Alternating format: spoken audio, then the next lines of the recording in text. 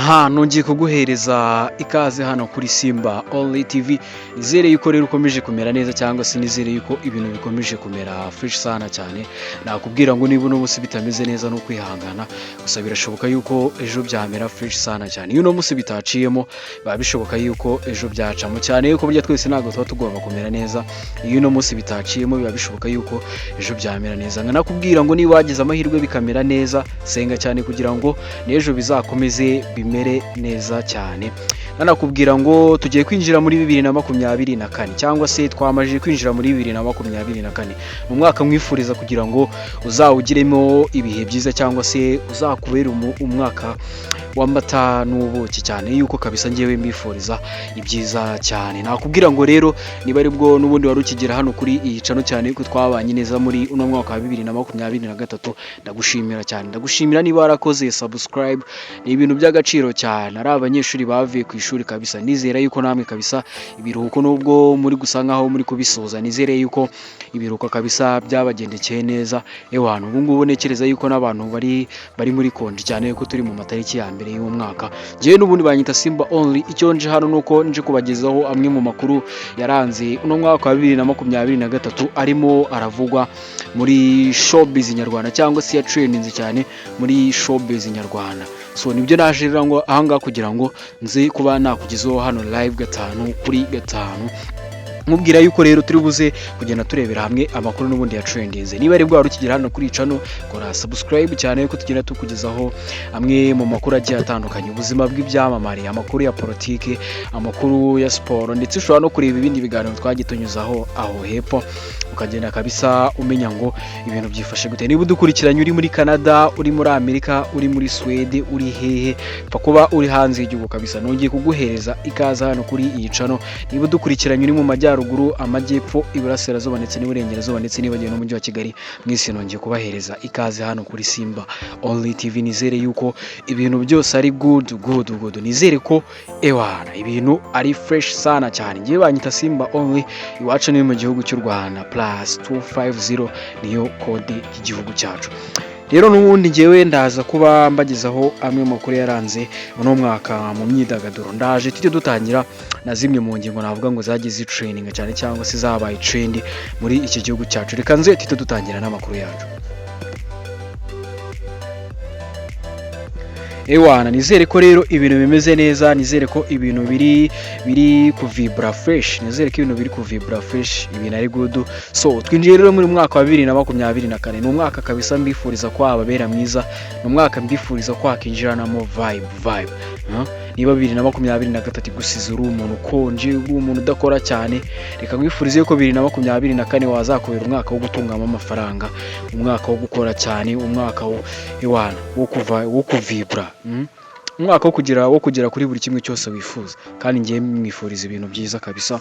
Mubwira ngo ushobora no kunyarukira ku mbuga nkoranyambaga zanjye, haba kuri Instagram, haba kuri TikTok, haba kuri Facebook, haba kuri 3D. Ewana imbuga zose zibaho amazina yanjye banyita Simba Only. Ni ukujya mukandika Simba akarongo Only, nkuko uri no kugenda ubibona aho hasi. Ewana bikamera fresh. Nyirango na nimero yangira uraza kuyibona aho hasi, ushobora kumpamagara, ushobora kunyandikira kuri WhatsApp, ushobora gukora buri kimwe cyose wifuza, ubundi bwo tugaciringa cyangwa se tukanaganira cyane, yuko ibitekerezo byanyu ni ingenzi. Iyo mwabiduhaye nibyo bitwubaka. So ngiye rero n'ubundi ingingo zanjye zigera ku 10 nabategure nizo ngiye kuba mbagezaho. Ku mwanya wa 10 rero ndaza kuba mera kuri RIMA cyangwa se Rwanda International Movie Award. Ngira ngo ibi ni ibihembo byari byateguye n'ubita Bahavo Jeannette, usanzwe n'ubundi wagiye kina muri filimi nyinshi zigiye zitandukanye. Muramuzi yakinnye muri City Med. Ngira ngo uyu mudamu murabizi ko ari umwe mu bategura rero sinema hano mu gihugu cy'u Rwanda, ndetse akaba afite na filimi yiteguriye ku giti cye bita Impanga. So uyu nguyu rero murabizi ko akundana n'uwo bita Freddy Legend, cyangwa se abangaba bakaba babana n'ubundi nk'umugabo n'umugore. Rero yaje kubategura igikorwa kabisa cyo guhemba bamwe mu bakinnyi ba filimi cyangwa se ba sinema bitwaye neza, byo bita Rwanda International Movie Award. So ibi ngibi rero n'ubundi byaje kuba biteza akavuyo cyangwa se ni inkuru yaje kuba ibasaga hano mu gihugu cyacu. So biza rero kuba bivugwa cyane, ni nayo mpamvu naje kuba ngitegura muri top 10 cyangwa se muri zimwe mu nkuru zavuzwe cyane muri uyu mwaka muri showbiz nyarwanda. Ngira ngo murabyibuka yuko byagiye bivuga yuko ngo abo bita bamenya ngo babibye amajwi, ni ibintu byinshi byagiye bivuga ngira ngo murabyibuka yuko abo bita ba Mitsutsu byagiye bivuga cyane, ngira ngo rero muranabyibuka kuko habaye saga ndende. So iyi nayo rero navuga ko nimwe mu nkuru nayo zabaye trend cyane muri uyu mwaka wa 2023. So ku mwanya rero wa 9 na amatiku y'uwo bita Bruce Melody ndetse n'uwo bita The Ben. Aba ngabo nabo murabizi yuko wana bamwe ngo ni Team B mu Rwanda, ikinege murabizi ngo gafana The Ben, Lucky gafana Bruce Melody, bamwe ngo ni Team B abandi ngo ni Team ki. Ibintu byinshi byagiye bivugwa nabyo muri uno mwaka. So iyi nkuru rero ya The Ben ndetse na Bruce Melody navuga yuko uramutse uvuze amwe mu makuru yaranze uno mwaka muri showbiz nyarwanda ukagenda utayivuze nta kintu waba uvuze. Iyi nayo ni imwe mu nkuru zavuzwe cyane cyangwa se nimwe mu nkuru zatrendinze cyane muri iki gihugu cyacu. Bamwe bavuga ati Bruce Melody niwe wa mbere, abandi bavuga ati The Ben niwe wa mbere. Ngira ngo The Ben ni uno mwaka wa 2023 ni umwaka wamubereye mwiza, nyuma yuko Bruce Melody kabisa bose ni umwaka wababereye mwiza. Aba ku ruhande rwa The Ben ni umwaka yakoze mu bukwe, aba ku ruhande rwa Bruce Melody ni umwaka yahuyemo n'uwo bita Shaggy amufasha kumutembereza muri Amerika kabisa, amwereka uko imiziki icuruzwa cyangwa se uko imiziki ikorwa. Ni ibintu byabaye byinshi muri uno mwaka. Gusa iyi nkuru nayo ndamutse mvuze yuko ari inkuru yabaye trend cyane muri iki gihugu cyangwa se yavuzwe na bamwe bakoresha imbuga nkoranyambaga muri iki gihugu, nabyo ntago naba mbeshye. Indi nkuru rero navuga ngo yaje nayo kuba ivuga cyane ubwo ni ku mwanya wa 8. Ni umusore bita Turahirwa Moses cyangwa se murabizi yuko ari umwe mu kabisa mu bakire b'abasore bari muri iki gihugu cyacu. Ngira ngo abenshi bamuzi ku iduka rya Motion. So uyu rero nawe ni umwe mu basore navuga ngo bavuzwe cyane muri uyu mwaka, nyuma yuko uyu mugabo kabisa hagiye hasohoka amwe mu mafoto kabisa yambaye ubusa ndetse n'amavideo. Ibi ngibi rero bikaba byarabaye training cyane. Ngira ngo murabyibuka yuko abo bita ba Kenisi, abo bita ba Sadate bagiye kuri Twitter kabisa baterana amagambo n'uyu mugabo bavuga ati ntabwo twe tuzongera guhahira muri iri duka ryawe. Ni ibintu byinshi byagiye biba, ni ibintu byinshi cyane byavuzwe. So uyu mugabo rero bita Turahirwa Moses ni umwe mu bagabo batanze amakuru ku mbuga nkoranyambaga. Umwe mu bagabo navuga ngo niwe batanze amakuru ku mbuga nkoranyambaga. Bitewe n'iki? So bitewe n'uko rero haje kuba hasohoka amavideo yambaye ubusa ndetse n'amafoto. So ibi ngibi rero bikaba byaravugishije benshi ku mbuga nkoranyambaga. Ni n'umwaka navuga ngo uyu mugabo bita Turahirwa Moses cyangwa se Motion ni umwaka yatanzemo amakuru kuko yaje no kuba atabwa muri yombi, so ariko aza kuba yarekurwa. Rero uyu nayo ni umwe mu bagabo navuga ngo baje kuba bagarukwaho cyane muri showbiz nyarwanda. Ku mwanya rero wa 7 imwe mu nkuru zavuzwe cyane ndetse kabisa n'ibinyamakuru bikandika, ntago narenza ingoyi amaso ibitaramo byagiye biba. Uwo bita Yago Pondati, ngira ngo uyu numwe mu basore navuga ngo binjiye muri kariyeri y'umuziki muri uno mwaka wa 2023 aza kuba boosting cyane cyangwa se abantu baza kuba bamumenye cyane. Navuga ko ari uwo mwaka abantu bamumenyemo cyane. So uyu mugabo rero nawe yaje kugira gutya aza kuba ategura igitaramo cyo kumurika album launch yise Sowejo, ari nayo yitiriye indirimbo ye ya mbere yaje kuba akora, iza kuba iboostinga cyane cyangwa se irebwa n'abantu benshi cyane.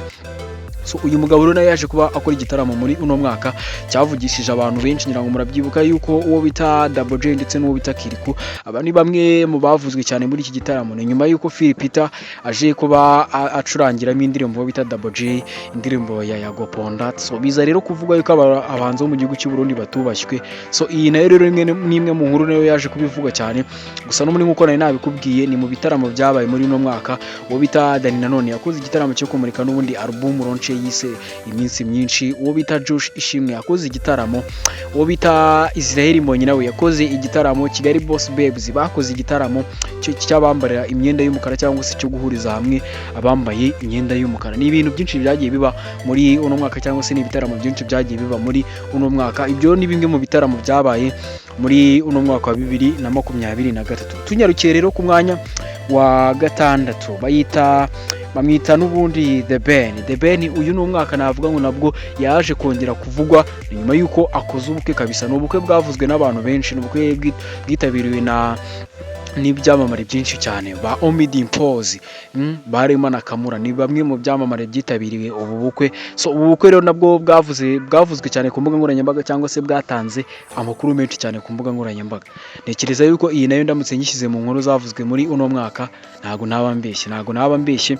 So rero aho hari ku mwanya rundi wa 6 gusa ku mwanya wa gatanu ntabwo ndi buze kuba ndenze amaso igitaramo cya Trace Award cyabereye hano mu cyangwa se ibihembo bya Trace Award byaje kuba bitangirwa hano mu gihugu cyacu cy'u Rwanda. Ni ibihembo rero byaje kuba bitangwa hano mu gihugu cyacu cy'u Rwanda, aho ibi bihembo rero bya Trace Award byaje gutuma mu Rwanda tubona umuhanzi bita Rema ngira ngo muramuzi kuri ubu ngubu n'umwe muhanzi bakomeye muri Afrika, uwo bita Davido yaje kuba agaragara hano mu gihugu cyacu cy'u Rwanda, uwo bita Diamond Platnumz nawe ni umwe mu bahanzi bagaragaye mu gihugu cyacu cy'u Rwanda kubera ibi bihembo bya Trace Award. So nza no kubitwarira hamwe na Giant of Africa. So Giant of Africa nawe navuga yuko ni kimwe mu gitaramo nacyo cyatumye tubona ibyamamare byinshi bigiye bitandukanye, harimo ba Tiwa Savage bagaragaye mu gihugu cyacu cy'u Rwanda kubera Giant of Africa. So navuga ngo rero aho hari ku mwanya wa gatanu, bimwe n'ubundi mu nkuru zavuzwe hano mu gihugu cyacu cy'u Rwanda cyangwa se bimwe mu bintu bya trendenze cyane hano mu gihugu cyacu